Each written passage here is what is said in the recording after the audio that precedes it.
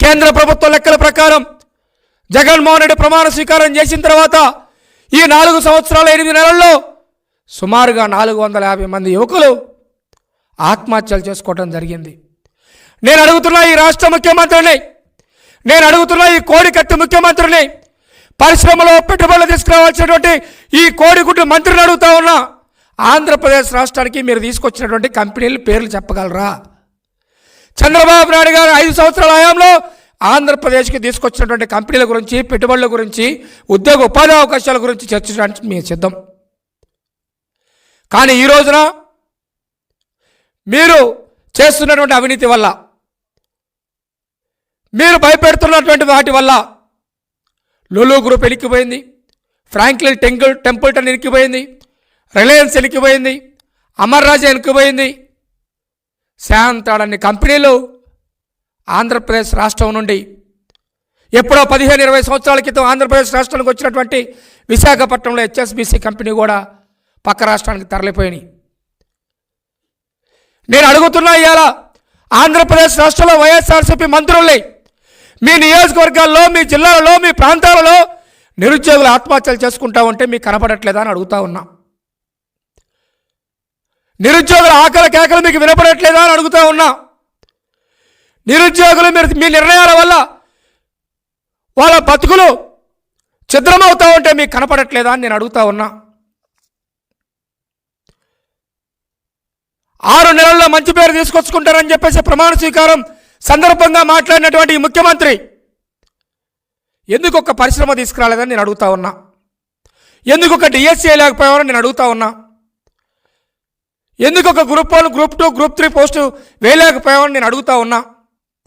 దేశ విదేశాలు తిరిగి చంద్రబాబు నాయుడు గారు అహోరాత్రులు శ్రమించి కాలుకు బలపం కట్టుకొని ఆంధ్రప్రదేశ్ రాష్ట్రానికి 10 లక్షల కోట్ల పెట్టుబడి తీసుకొస్తే నువ్వు తీసుకున్న నిర్ణయాల వల్ల, నువ్వు చేస్తున్నటువంటి అవినీతి వల్ల, నువ్వు చేస్తున్నటువంటి దాడులు, దౌర్జన్యాల వల్ల ఆంధ్రప్రదేశ్ రాష్ట్రం నుండి దాదాపుగా 6 లక్షల కోట్ల పెట్టుబడులు వెనక్కిపోవటమే కాకుండా ఆనాడు చంద్రబాబు నాయుడు గారు 60,000 కోట్ల FDIలు తీసుకొచ్చి కేంద్రం వాటాలో మన రాష్ట్రాన్ని 14.7% నింపి జాతీయ స్థాయిలో FDIలు తీసుకొచ్చిన దానిలో ఆంధ్రప్రదేశ్ రాష్ట్రాన్ని 2వ స్థానంలో నిలిపాడు. నువ్వేం చేసావు అధికారంలోకి వచ్చిన తర్వాత? ఆంధ్రప్రదేశ్ రాష్ట్రానికి ఈ జగన్మోహన్ రెడ్డి వచ్చాక ఆంధ్రప్రదేశ్ రాష్ట్రం యొక్క స్థానం 11వ స్థానానికి వెళ్ళిపోయింది. ఉద్యోగాలు లేవు, ఉపాధి లేదు, నోటిఫికేషన్ లేవు, ప్రభుత్వ రంగం పక్కన పెట్టావు, ప్రైవేట్ రంగాన్ని పక్కన పెట్టావు. ప్రశ్నిస్తున్నటువంటి నిరుద్యోగుల మీద మాత్రం అక్రమ కేసులు పెడతా ఉన్నావు. నేను అడుగుతా ఉన్నా, ఈ రాష్ట్రంలో ఉన్నటువంటి ముఖ్యమంత్రిని, ఈ మంత్రులను అడుగుతా ఉన్నా, మీరు దొంగ ఓట్ల పైన పెట్టినటువంటి శ్రద్ధ కానీ, రిషికొండకు గుండు కొట్టేటువంటి విషయంలో పైన పెట్టినటువంటి శ్రద్ధ కానీ, లేకపోతే మీరు అవినీతి పైన పెడుతున్నటువంటి శ్రద్ధ కానీ, ఉద్యోగ ఉపాధి అవకాశాల కల్పనల మీద ఎందుకు పెట్టలేకపోతున్నారని నేను అడుగుతా ఉన్నా. స్టడీ సర్కిల్ని నిర్వీర్యం చేశారు. ఏపీపీఎస్సీని తాడేపల్లి ప్యాలెస్ లాగా మార్చుకున్నారు. ఆంధ్రప్రదేశ్ రాష్ట్రానికి ఒక్క ఉద్యోగం తీసుకురాలా, ఒక్క ఉపాధి అవకాశాన్ని తీసుకురాలా. నిరుద్యోగులు మొత్తం ఆత్మహత్యలు చేసుకుంటా ఉన్నారు. నిరాశ నిస్పృహలతో ఇబ్బంది పడుతూ ఉన్నారు. ఈ ముఖ్యమంత్రి, ఈ జిల్లా మంత్రులు ఆత్మహత్యలు చేసుకుంటున్నటువంటి వారి కుటుంబ సభ్యులకు, వారి తల్లిదండ్రులకు ఏమని సమాధానం చెప్తారని నేను ప్రశ్నిస్తూ ఉన్నా.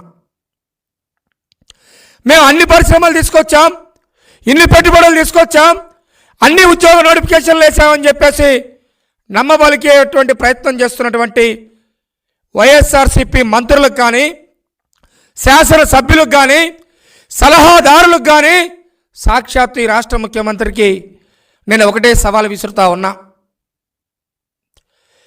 మీరు ప్రమాణ స్వీకారం చేసిన కాడి నుంచి ఈ రోజు వరకు మీరు ప్రభుత్వ రంగంలో భర్తీ చేసినటువంటి ఉద్యోగాలపైన, ప్రైవేట్ రంగంలో మీరు తీసుకొచ్చినటువంటి